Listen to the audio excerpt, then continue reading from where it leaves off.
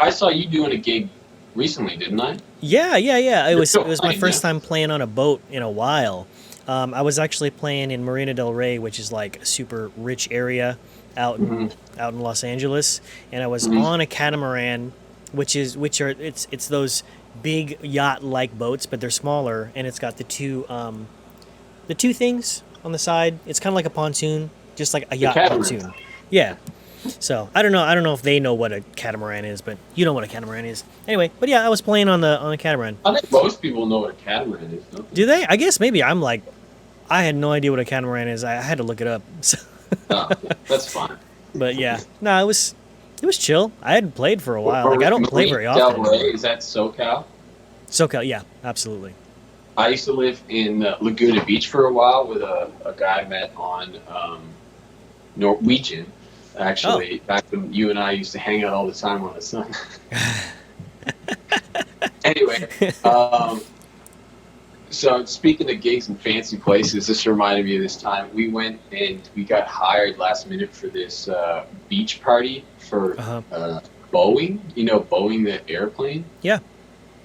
So we had met on a cruise ship and started this duo.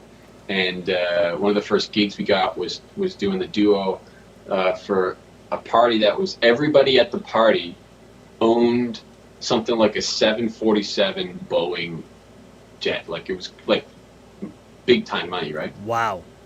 So we played the gig or whatever. It was, every last detail was amazing. The place was incredible. Hmm.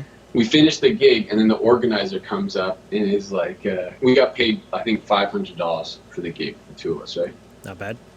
So he comes up and he's like, yeah, guys, really great job. The guests really enjoyed it this year. They said they even liked it better than last year. So that's amazing. And we're like, oh wow, thank you so much. He's like, yeah, and he starts laughing. He's like, yeah, it's so much better, so much better. Like, and we had the band Perry. They cost us 50 grand.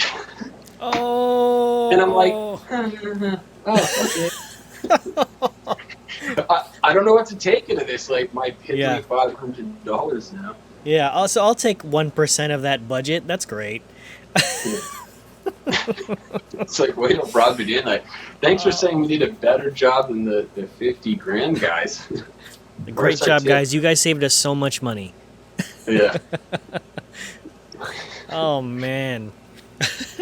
What, Oh what's my. what's the lowest amount of money you've ever been paid for a gig Besides free.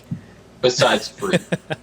I don't know. Probably Which like. is, which is probably like 75% of them as a musician. Yeah, absolutely. I mean, I guess it would probably be. I think maybe like a year and a half ago or something. I used to do some gigs with Isaac where we'd go to this deli in LA where we'd play and we'd get like 10% of the bar sales, but we'd have to split it with like seven of us because we had a full, like a fairly sized group.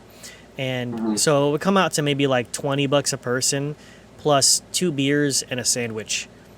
So for like 3 hours of And then performance you time. get the sandwich, and then you feel like you got to tip the person who brought you the sandwich, right? Exactly. Well, not even Yeah. that, but they, the dude, there was this whole thing. Anyway, when we would be served the sandwich, they would always look at us like, oh, who are you guys?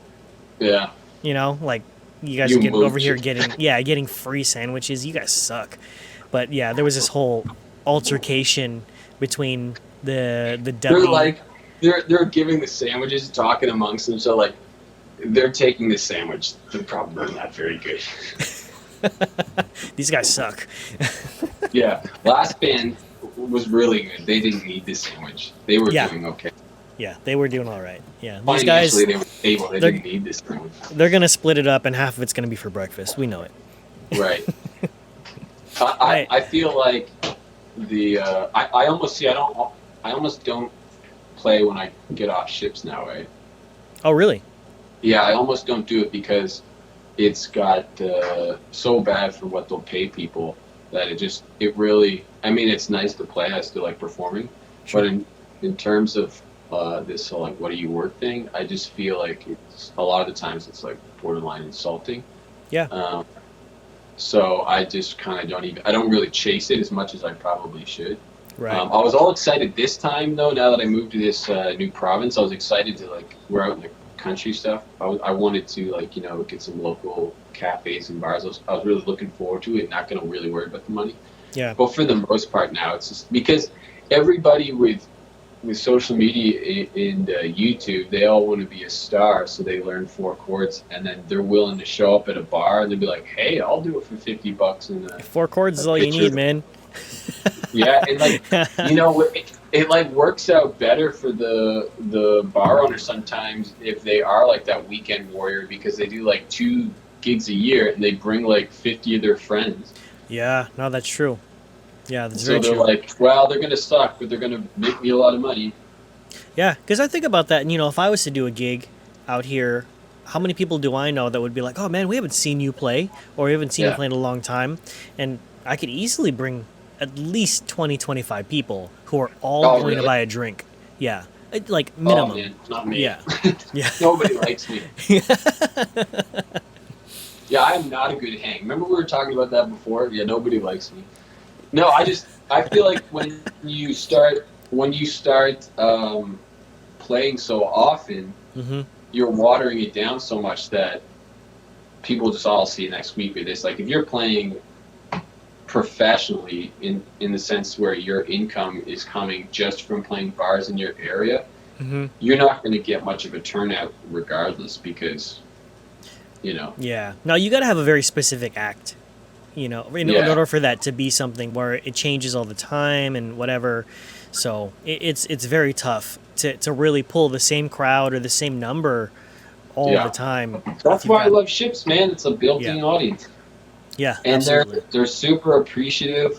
When I was on the Ships, I was doing the James Taylor show and the another one called the Lost Legends show in the smaller theater that holds a few hundred people. I don't know what it is, but it's amazing. You don't have to have that stress of like how am I going to get people to come see the show? Like we're doing it for the feeling of performing to people who want to listen to music. When you're on a cruise ship, there they are, and you don't have to go around and stick up posters That's and right. sort of compromise yourself.